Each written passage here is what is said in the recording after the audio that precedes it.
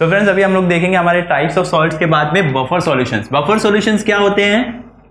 देखो normally buffer मतलब क्या होता है, अगर समझो नॉर्मली अगर आपके पास यहाँ पर अगर समझो 6 एप्पल्स हैं, 6 एप्पल्स में अगर आपको 6 लोगों में बांट दिए तो इक्वली हुआ, मतलब वो इक्वल रहा, कुछ चेंजेस नहीं आया उसमें, ना आपको एप्पल कम पड़े ना ज्यादा पड़े।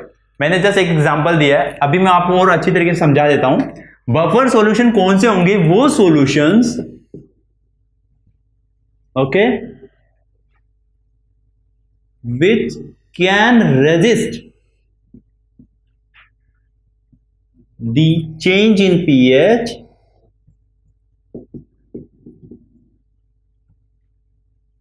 when small amount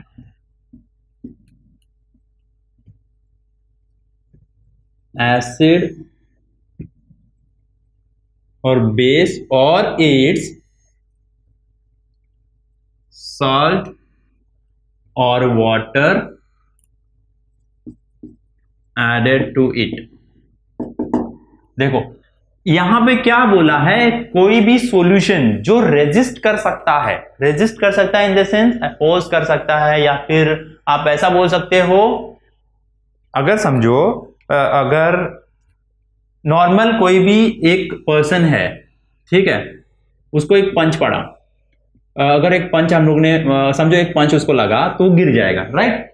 अगर वही समझो आपके सामने एकदम ब्रूस ली लाके खड़ा कर दिया, उसको एक पंच मारो, उसको कुछ नहीं होगा, मतलब वो रेजिस्ट कर पाया, उसको वो एक्सेप्ट कर पाया, उसको वो मतलब झेल पाएगा, आप बोल सकते हो उसको, मतलब उसको कोई फर्क नहीं पड़ेगा उस चीज से, तो उसे हम बोलेंगे बफर का। बफर मतलब बफर रेजिस्ट करना, मतलब वो रेजिस्ट कर पाएगा, the solution which can resist the change, उसकी वजह से कोई चेंज नहीं आएगा। अगर समझ लो आप डेली, अगर आपको जस्ट एग्जांपल, फॉर एग्जांपल अगर और तरीके से देखना चाहे तो अगर आपके पास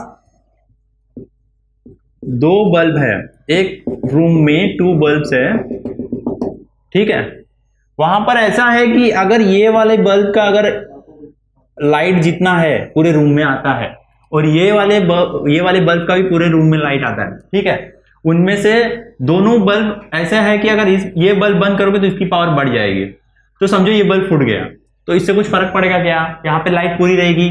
मतलब मुझे ये बोलना है कि अगर आप उसमें कुछ भी ऐड करते हो, कोई भी सॉल्यूशन में, चाहे कुछ भी एसिड आपने ऐड किया या बेस ऐड किया या वाटर ऐड किया, तो उसका जो नेचर है ना वो सॉल्यूशन का, समझो वो सॉल्यूशन एसिडिक था, ठीक है, आपने उसमें और थोड़ा ये डाल दिया, आपने उसमें बेस डाल दिया तो भी वो एसिड ही रहा, आपने उसमें एसिड ऐड कर दिया तो भी वो एसिड ही रहा, उसमें आपने वाटर ऐड कर दिया फिर भी उसका नेचर एसिडिक ही रहा, उतना ही पीएच रहा।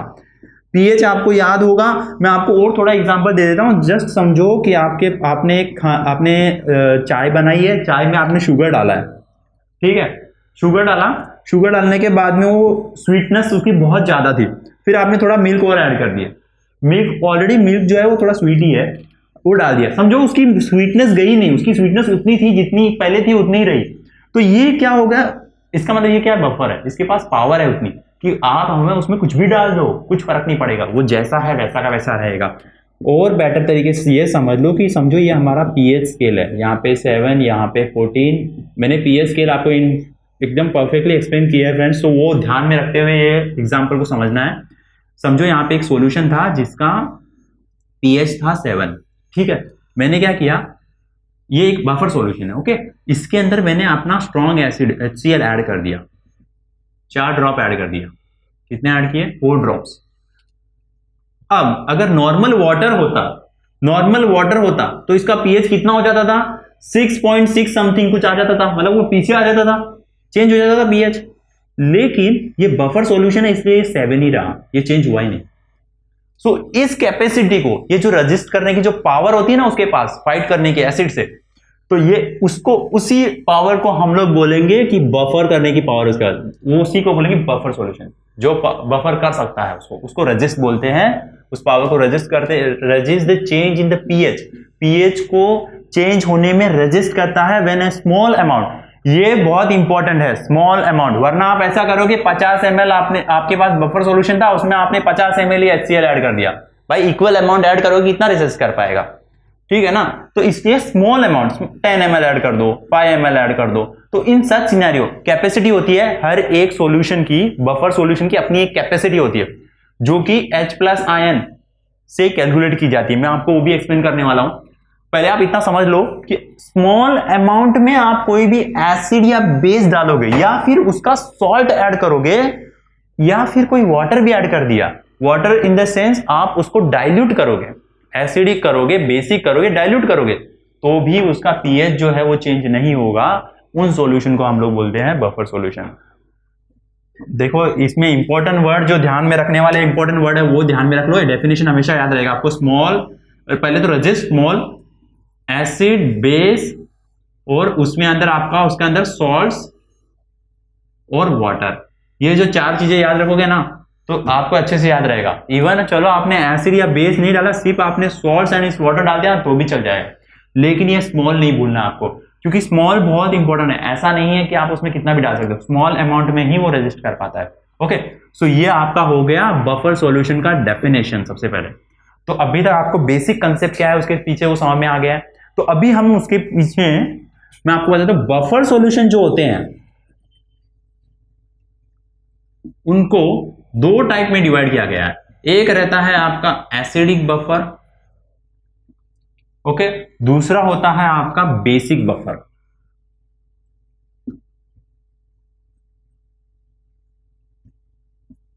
Basic buffer solution. तो एसिडिक बफर किसको बोलेंगे?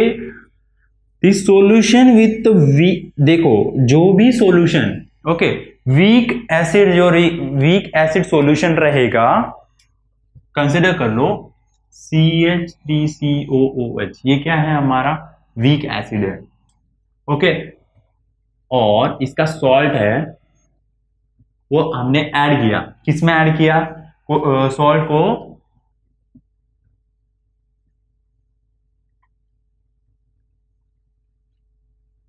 Sodium acetate. ये क्या है हमारा एसिडिक बफर। सोडियम एसिटेट हमारा एसिडिक बफर है। इसके अंदर अगर हमने CH3 या इसका कोई सॉल्ट डाला, मतलब ये वीक एसिड जो है ये ऐड किया और इसका कोई सॉल्ट ऐड किया, तो भी हमारे जब जो एसिडिक बफर है उसके अंदर कुछ प्रॉब्लम, उसके अंदर कुछ भी चेंजेस नहीं आएगा, तो उसको एसिडिक बफर बोलेंगे। उसको कैलकुलेट कैसे करते हैं? देखो pH जो है उसको हम लोग pKa, जो कि क्या है हमारा PAK निकालते हैं, बफर कैपेसिटी, उसके अंदर हम लोग क्या करते हैं, उसको इंटू करते हैं log to the base 10, उसको एक्सप्रेस किया जाता है इन फॉर्मूलेस के अंदर, उसको एक्सप्रेस किया जाता है एसिड बफर को, सॉल्ट और उसका एसिड आ जाएगा नीचे। तो एसिड बफर का पहला एक्सप्रेशन ये आ गया हमारा, ठीक है, पीएच कैलकुलेट करने के लिए। सेकेंड हम लोग बफर कांस्टेंट Ka, क्योंकि ये एसिडिक बफर है, minus to the log to the base 10 divide by, divide करने की जरूरत नहीं है, to the log to the base Ka ले लेंगे। Ka हमारा क्या था? Equilibrium constant of the acid. So ये हमारा एक्सप्रेशन आएगा बफर सॉल्यूशन के लिए, एसिडिक बफर सॉल्यूशन के लिए। सेम चीज अगर हम लोग वीक बेस लेते हैं, वीक बेस या फिर उसका कोई सॉल्ट लेते हैं और it's salt, okay, with strong क्या रहेगा हमारा? विथ हम लोग क्या करेंगे यहां पे? Strong acid. अगर देखो यहां पे हम कोई रिएक्शन करते हैं जहां पे हमारा वीक बेस रहता है, उसका सॉल्ट रहता है और स्ट्रॉन्ग एसिड रहता है, ओके, स्ट्रॉन्ग एसिड और उसके कोई सॉल्ट से जब हम लोग ऐड करेंगे NaOH के अंदर, NH4OH के अंदर, ठीक है, तो NH4OH के अंदर अगर हम लोग कोई रिएक्शन कर रहे हैं तो यहां पे हमारा जो स्ट्रॉन्ग बेस है जब कोई रिएक्शन होगा तो उसको हम लोग कैसे कैलकुलेट करेंगे, हमारा पीएच क्या हो जाएगा, हमारा बफर कांस्टेंट बी, यहां पे क्या आ रहा है हमारा plus log to the base 10 divide किससे करेंगे, सॉल्ट से, और सॉल्ट का और किसको डिवाइड कर रहे हैं हम लोग, बेस को, बेस कॉन्सेंट्रेशन को। तो नॉर्मल हमारा जो बफर कांस्टेंट बेस है उसको हम लोग कैसे कैलकुलेट कर रहे हैं, यहां पे minus log to the base 10 constant हमारा कौन सा निकालना पड़ेगा, इक्विलिब्रियम कांस्टेंट ऑफ बेस निकालना पड़ेगा। तो ये जो दो फॉर्मूले ना ये अच्छे से आपको ध्यान में रखने हैं। तो ये जो था ना ये मेन बफर के लिए जो टाइप ऑफ बफर जो हमारे हैं वो दो टाइप के हैं। एक रहेगा वो एसिडिक बफर रहेगा जिसके अंदर अगर आप कोई भी बेस ऐड करते हो या उसका सॉल्ट ऐड करते हो तो उसका पीएच जो है वो चेंज नहीं होगा, उसको हम लोग बोलेंगे एसिडिक बफर। दूसरा रहेगा हमारा बेसिक बफर। बेसिक बफर वो बेस बफर रहेगा जिसके अंदर आप कोई भी वीक एसिड ऐड करते हो या उसके अंदर आप वीक बेस ऐड करोगे, वीक बेस का सॉल्ट ऐड करोगे और कोई भी एसिड उसमें अगर आप ऐड करोगे तो वो बेसिक पीएच जो है उसका वो चेंज नहीं होने देगा। तो ये था हमारे वीक एसिड्स और वीक बेस। सो ये दो टाइप के बफर्स आपको समझ में आ गए होंगे, ये भी समझ में आ गया होगा। इसके आगे हम क्या करेंगे, इसके एग्जांपल्स जो है मतलब ये बफर सॉल्यूशन जो होता है वो कैसे काम करता है और इसके साथ साथ उसकी जो एप्लीकेशंस है, एप्लीकेशंस कौन कौन से है वो हम लोग देखेंगे। ठीक है।